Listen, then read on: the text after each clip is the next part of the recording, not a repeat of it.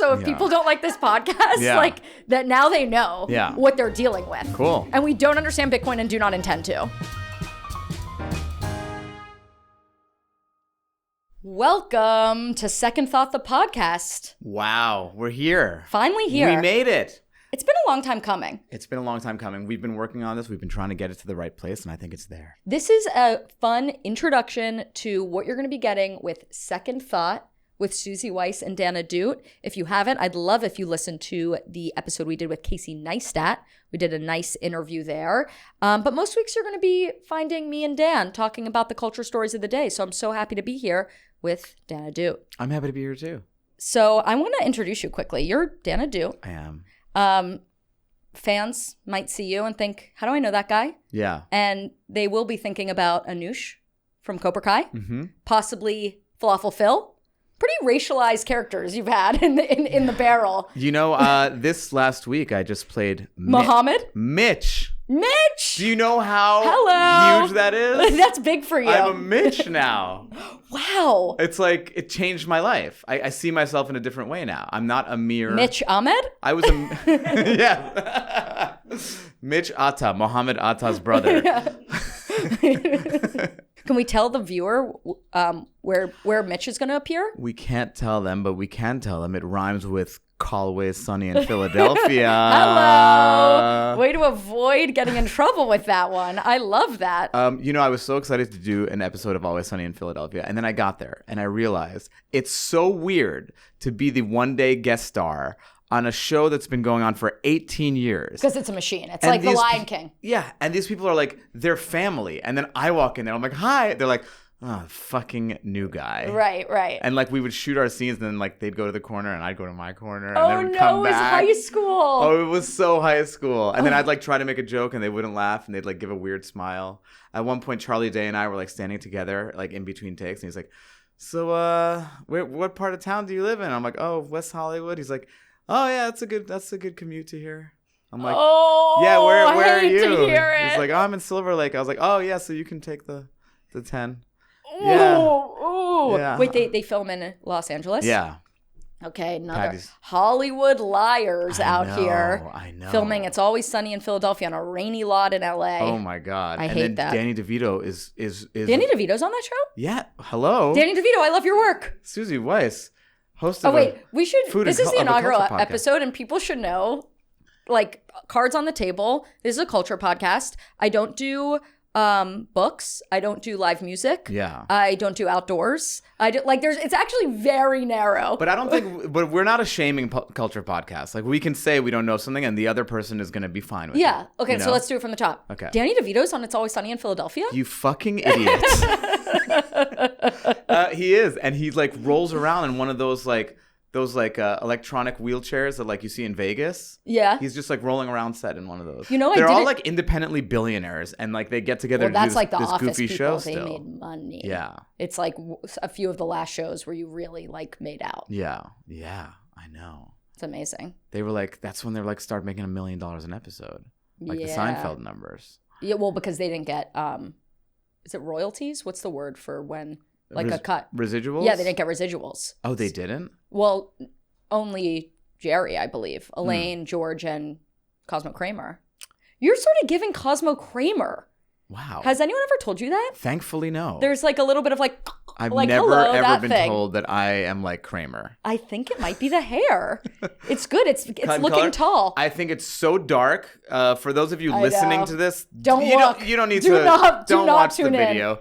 I think he went a little too dark. He went dark espresso color, and it looks like I have a Lego piece on my head. Well, this is your version of looks maxing, which we're going to get into. I know. But first, I want to talk about a few things that I have caught my eye. Please. And the first is something you could not pay me to do, which is the Coachella Music Festival. And have you been? Would you ever go? I've never been. I would never go. But I know people who go and they really love it. Really? Most people go and they love it. They don't come back and say, oh my God, that was a nightmare. We would do that because we're cynical. No, but it's objectively like first of all, have you like caught up with the Airbnb stuff? Because, I mean, as an Airbnb owner myself. Oh my God. Yeah. What do you have to say as a spokesman for this company? Because what's happening is people are booking Airbnbs for an exorbitant amount of money. And then I guess Justin Bieber was announced as the headliner. A ton more people are trying to get tickets. Yeah. The Airbnb hosts cancel. Have you ever done this? Cancels and then relist it at a higher price because they could get more now. Oh, wow. It's crazy. No, I didn't know that's what they're doing. It's like that is poor Airbnb Bieber arbitrage. practice. Yeah, that's poor Airbnb etiquette. Yeah. And then the poor people just were no. shit out of luck? Oh, it's like $3,000 to stay in a Motel 6, people begging to like stay in living rooms on air mattresses for $1,000 a night on like other people's Airbnbs. You have to like walk an hour to get an Uber and then it's freezing and dusty. It just does not seem like a good time. In the defense of the Airbnb owner, there's nice. 3 weekends that they're making money the whole year. Yeah. 2 of them are this, Coachella, and then one of them is Red State Coachella, which happens the week after.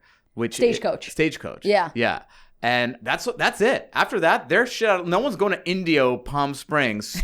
It's like the dumbest place in the world to go to. It looks horrible. It's awful. I caught up with the Biebs. His performance. Yeah. What'd you think of it? It was very stripped down for readers who haven't seen or listeners who haven't seen clips of it. I mean, he performed at the Grammys in his underpants. Yeah. And this was sort of like space age, like false hill set that he was kind of dancing around in a sweatshirt. And then he got on YouTube and was like going through clips and people, well, what's your take?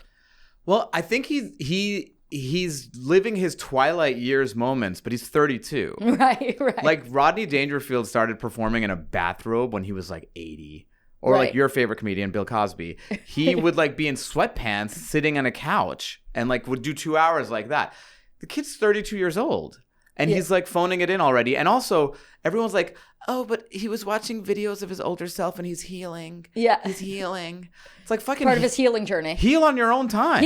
I agree with that. It's like people are like, oh, it was so meta. He's like a mixed media artist. He's the Marshall McLuhan of the internet because he's self-referencing. It's like, give me a break, okay? I want to see some shimmying. I want to see some background dancers or just don't do it. Or I mean, that's my take. You don't think Beyonce wants to be healing on stage? Yeah, exactly. You don't think Beyonce would like to be in a bath that smells like lavender and just singing?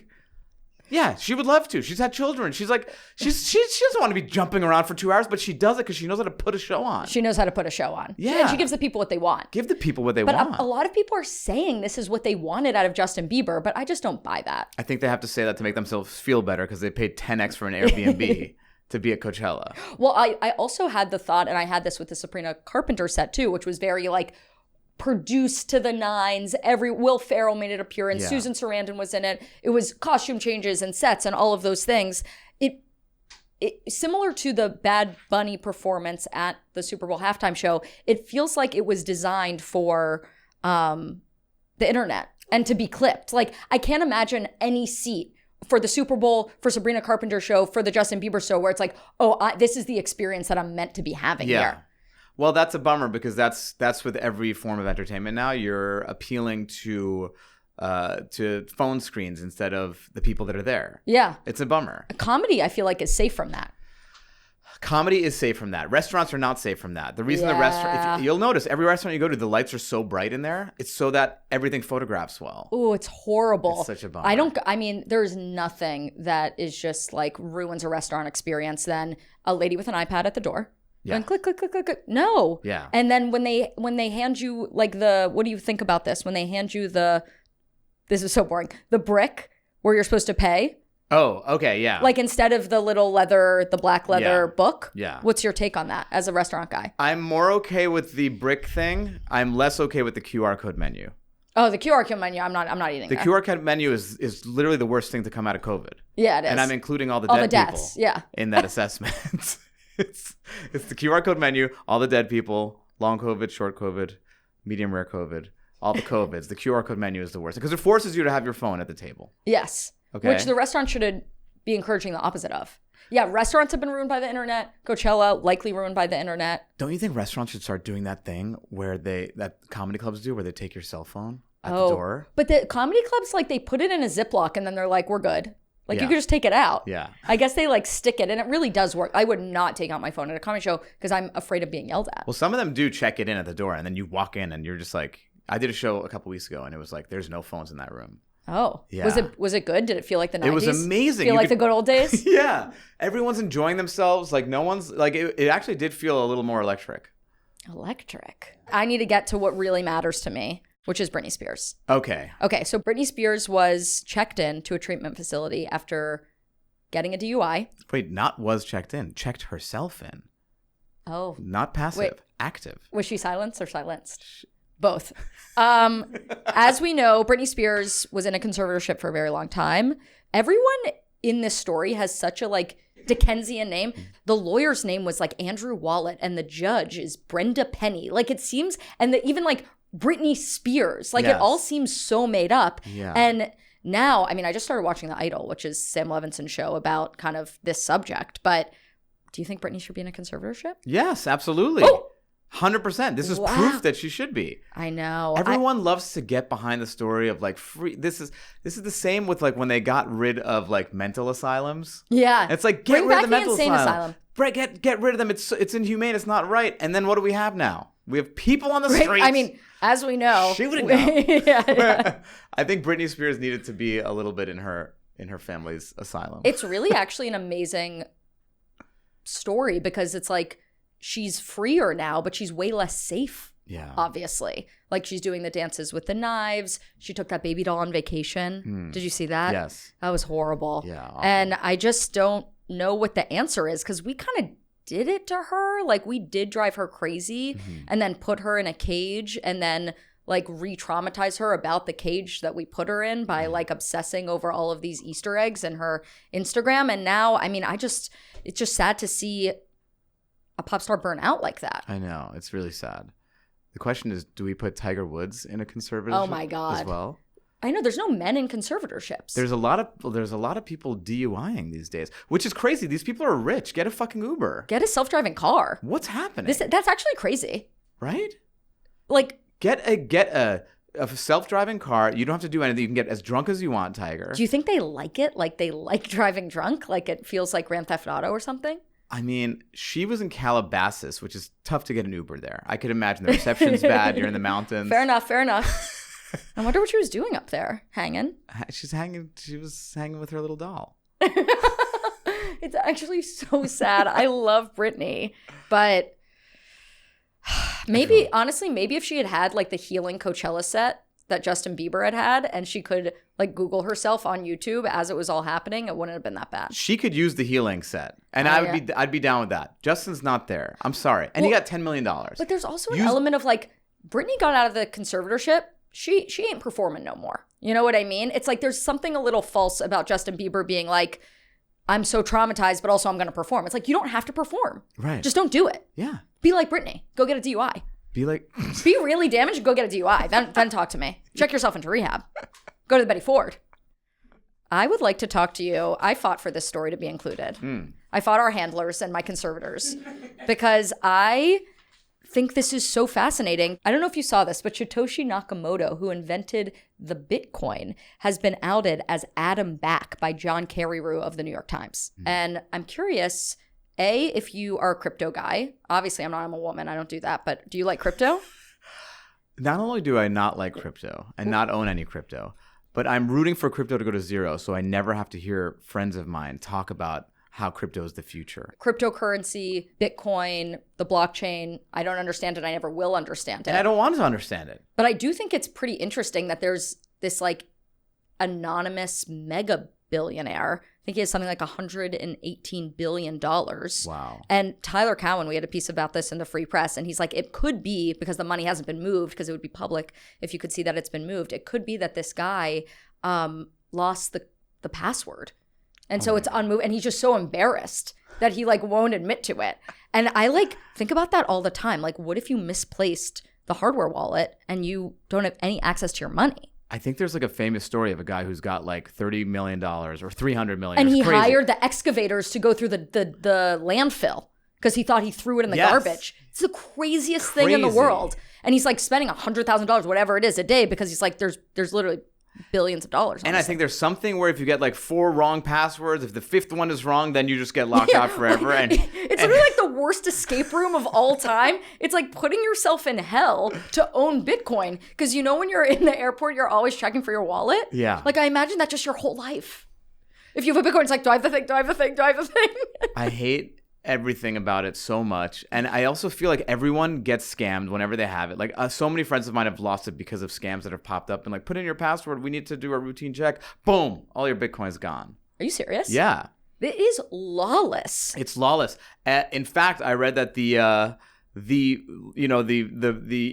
I know you don't like talking about the Iranian war, but the Iranians are collecting their toll from the Strait of Hormuz in Bitcoin, in like crypto. They're like, please give us some Ethereum. If you want to go by the Strait of Hormuz, we need some Ethereum. We're so cooked. Dan's allowed to do that. He's Persian. I think it is like there is something sound about it. But it's just like, it's the best. Our producer is kind of libertarian. And so she is a libertarian. She's fully libertarian. Wow, we're really just like going open kimono this episode. We're just letting it all hang out. I don't like travel. Our producer's libertarian. Like, honestly, this is going to separate the boys from the men because these are really unlikable things. So if people don't like this podcast, like that now they know what they're dealing with. Cool. And we don't understand Bitcoin and do not intend to. No, not at all. Would you reveal, it's very like, it's like, you know that meme, if I win the lottery, I won't tell anyone, but there will be signs. Yeah. Okay, if you invented Bitcoin, but you weren't going to tell anyone, what would the signs be? Oh my God. I would be so excited. I'd tell everyone. Yeah, I think my signs would be I'd be having foie gras for breakfast. Oh, really? Just seared foie gras with white truffles. Love that. Like, Dan has the weirdest egg and cheese. Instead of bacon, he just has a lobe of foie gras. Well, that's what's interesting about, because I consider you kind of like a classic man. Thank you. Like if you had money, like you'd spend it on the good wine and the cigars and the clothes and like, but the rich people today are really not spending it like that. They spend it weird. They're not hedonists like you. Like, what are they spending it on? I don't even know what tech people spend money on. Yeah, they don't get like insane huge houses anymore. No, they get like weird like moon rocks and stuff. Yeah. Like they're into that kind of stuff. Like a Tyrannosaurus jawbone. Yeah, they do. Yeah. It's like they don't have the taste of the robber barons of the past. No one's building Carnegie Hall, I'll tell you that much. No, definitely not. I guess they're spending it all on like the space missions. On space missions and also on Living Forever. On Living Forever and they're like little compounds like when the world goes to shit that they can go to underground in New Zealand or whatever. Yeah, it's like I'm here for a bad time but a long time. Yeah. That's kind of what it's like it's going to be really bad but it will be forever. That's kind of what the like tech wealth is. That's the message I'm getting from them. Yeah, no, I think wines would be where most of my money would go. If you invented Bitcoin. Wine is where most of my money goes now. It's actually a huge problem. Dan is he's only doing this podcast so he can pay back his wine guy. Yeah. Oh, last thing though. What's with these Brits being secret? Like Banksy is a British guy that we don't know who he is. You could tell he was British though. Was very British like energy. Also, I think people like knew that. Did they out Brits him are yet? Though? Weird. They didn't out him yet, Banksy. No, he has been outed. Oh, we know who he is? In short order. The Bitcoin guy and the Banksy guy. Okay, here's the question. Do you have a right to be anonymous? Dan Ahdoot. Oof, not anymore, unfortunately. Yeah, I guess not. It's a real bummer. I mean, there's anonymity in the comment section. That's true. That's where you can really let it rip. It's mean. It's so mean. Wow. It's mean anonymity. Are you going to read the comments for this podcast? I have a tough time not reading them. Really? Yeah. Are you going to? No. Oh. Absolutely not. I've learned that the hard way. I don't read them at all. I read the comment section of our trailer and it was great. Really? Everyone's really excited. Just give it a week. Okay, clavicular. This is actually really, really dark and crazy. Do you know who clavicular is? Let's start there. I'm new to his oeuvre of work. Yeah. His 89,000 hours of Twitch stream. Yeah. But yeah, it's funny because I started to look into his stuff And I'm not going to lie. At first, I kind of liked him. And then I was like, oh, no, this guy's awful. Yeah, you sort of thought he was like self-help, pick yourself up by your bootstraps. And then you realize it's really like, crazy. The way you look matters. You present yourself to the world like that. But then he's like, take a hammer to your jawbone and then it's going to get bigger and then people will like you more. It's like, it's actually, his thing is, it's the only thing that matters. Right. And he does really extreme things to get his physique. We saw him overdose on his live stream yesterday. And it's a little bit like, wow, are we watching like a Judy Garland situation? Like, it's starting to feel like a snuff film. Yeah. Actually, because we're watching him die. And it's a 24/7 feed. And I don't know. Call me old fashioned. I don't think he's a great role model. Well, in a weird way, it's kind of good because you're learning that living that type of lifestyle is not going to make you happy. Right. That's true. It's like, this is the logical conclusion of that. Yeah. And look, I, as a short man, I feel like short people are going to get genetically, like, we're going to be off soon. Because when you get to select, like I Down want my syndrome kid in to Norway. be, yeah, like I want my kid to be 6'3", or I want my kid to be, as God intended, 5'7.5". Well, you're going to say, make him 6'3".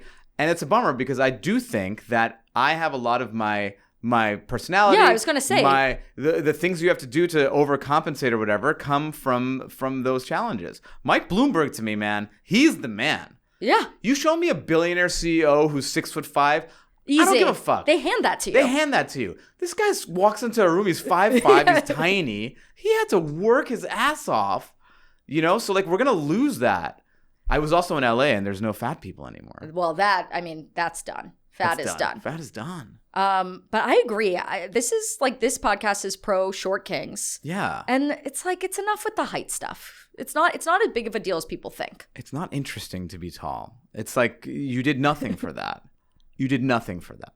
Dan texted me yesterday and he's like, okay, really important story we got to cover. There's a $40 half chicken in Bed-Stuy at this. In Greenpoint. In Greenpoint, a $40 half rotisserie chicken. And rotisserie chickens, which is definitely a food trend, are a recession indicator. Yes. Because it's cheaper than red meat. But apparently not, because you have to spend $40 for a half chicken. But it did look really good. I don't usually order the chicken, and I probably would order this one and pay the $40 because like 2 people can share that.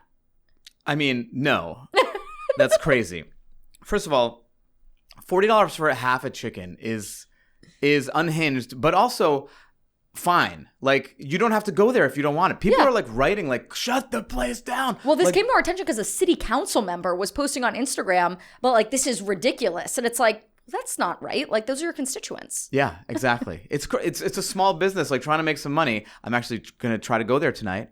Wow. I'll come back with the review of the $40 half chicken. I have to see what all the hype is about. Absolutely you do. But also, it's not the most expensive half chicken in the city. There's a place called Chez Fifi in the Upper East Side that has a half chicken for $70. No way. It's crazy. But is it good? I'm sure it's amazing. It's chicken. Here's the thing. I think that it's less about the price of chicken and it's more about the fact that no one knows how to cook anymore. So it's like a roast chicken is like a really crazy cool thing now. Right. A roast chicken should be something that's like a weeknight meal. And now it's like this like crazy thing that you can never imagine doing. But most people, to be fair, don't have a rotisserie. And that's really what you're paying for. That's where our sponsor comes in. Yes. Ron Popeil, set it and forget it. Rotisserie chicken makers. Okay, so you're going to come back next week and tell us about this $40 half chicken. Yeah. With fries and 3 sauces. Yeah. To be fair. If I can get in, I have a feeling that you're going to try and walk in? What they thought was bad PR is going to be really great PR. Well, there's an article about it that's actually really good, and it talks about all of like the margins that they're making like $4 on these chickens. Yeah. And then the owner of the restaurant is like, well, maybe this city council member should make it so I don't have to wait 2 years to get an approval from like the historical land commission to build my restaurant so I could, charge less money for the chicken. Pew pew pew. Do you have a favorite roast chicken recipe before we close it out? Yeah, I actually love Zuni Kitchen's roast chicken recipe. It's amazing. You make it on the cast iron skillet in the oven, blistered skin, dry brine, not wet brine. So you salt it for like 3 days. Oh my God. Oh, it is divine. I'm partial to Ina Garden, who I believe her recipe, it's the official engagement chicken. I love Ina. Jeffrey's going to love this chicken I'm going to make for him. That's my Ina. We're all just looking for our Jeffrey, I think. Yeah. Jeffrey to make a roast chicken for. And charge him $40 for. $40. Yeah, I'll give you a report. I might find my Jeffrey tonight. Thank you so much for listening to Second Thought. This has been such a lovely first and a half episode. We're easing in. We're enjoying ourselves. We have a really great guest next week. And I think this is going to be a lot of fun. It's going to be a lot of fun. We're not going to be in the same place, so don't get attached to these mics. Yeah, don't get attached to these mics. Don't get attached to these fake plants. Yeah. We're still figuring it out, getting our bearings, but we're very excited to be here. Yeah, if you have any notes, put it in the comment section. We will not read it. Yeah, we will not be reading it. Thanks so much for joining me, Dan. Thank you for joining me, Suzy. Talk soon.